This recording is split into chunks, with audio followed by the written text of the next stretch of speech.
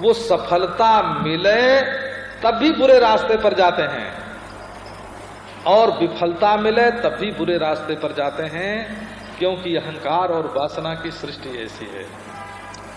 वो जब करपात्री जी का यज्ञ हुआ था, वो हमको सन तो याद नहीं है, सन संवत मैं आया था उसमें, है ना,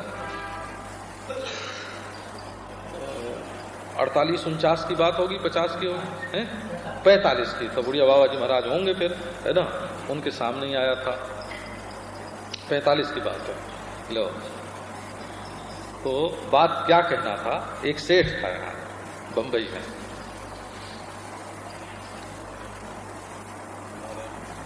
उसको सपने आते थे कि आज ये नंबर आएगा,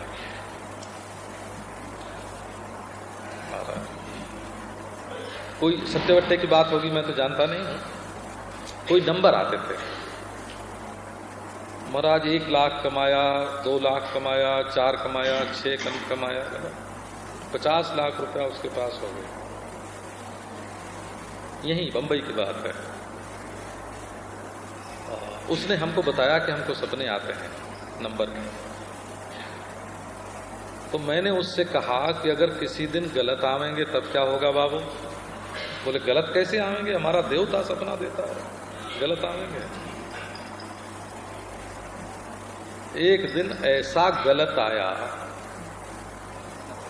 है ना कि घर का तो सब गया ही, उसके मकान बिक गए, बोला उसका खाना रहना मुश्किल हो गया, बोला उसके एक मित्र ने उसको 300 रुपया महीना देके, है ना, उसका पालन पोषण किया।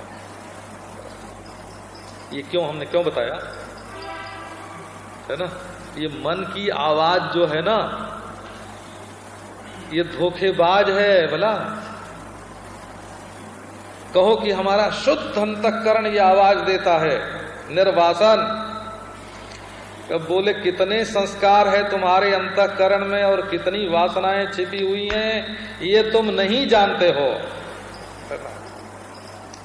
इसलिए चलना चाहिए शास्त्र के अनुसार, गुरु के अनुसार, अपने इष्ट देव की प्राप्ति के लिए, जिससे वासना शांत हो, उसके लिए ये अंतःकरण की आवाज, है ना, एक दिन ऐसा धोखा देती है कि आदमी कहीं का नहीं रहता। ये इल्हाम जो बोलते हैं ना, वो महात्माओं को होता है, वो अंतः प्रेरणा जिसको बोलते हैं, और कभी कभी सच्ची होती है। यदि अपनी वासना के विपरीत इल्हाम हो तो उसको मानना, और वासना के अनुकूल, जैसे किसी के लिए 5 रुपया देने का आपको मन हो और अंतःकरण से प्रेरणा आवे कि मत दो, तो आप क्या समझते हैं, ईश्वर ने मना किया है आपको देने से? ईश्वर ने मना नहीं किया है, लोभ ने मना किया है। उसको आप पहचानते नहीं हैं, है ना। अंतःकरण से प्रेरणा आवे कि इस लड़की से ब्याह कर लो, तो बोले ईश्वर ने आज्ञा दी है, कि ईश्वर ने नहीं, काम ने आज्ञा दी है। ये नहीं पहचान सकता मनुष्य। तो विवेक दर्शन, विवेक दर्शन माने पहले विवेक करो। विवेक माने होता है विवेचन, बोला। विवेचन का मतलब क्या होता है, 2 चीजें एक में मिल गई हों तो उनको अलग अलग करना, इसको विवेक कहते हैं। बोला आपको शब्द शास्त्र का भी ज्ञान थोड़ा थोड़ा है ना। विवेचनम विवेका विचिर पृथक भावे। अगर चना और गेहूं दोनों एक में मिल गए हों तो जो चने को, गेहूं को बीन बीन के अलग अलग करना है, उसको विवेक बोलते हैं। बोला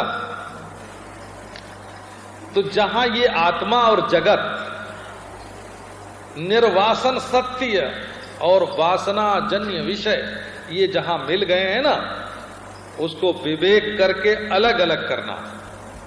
और वही जो विविक्त पदार्थ है, विवेक से सिद्ध जो पदार्थ है, उसमें बारंबार अपने मन को स्थापित करना।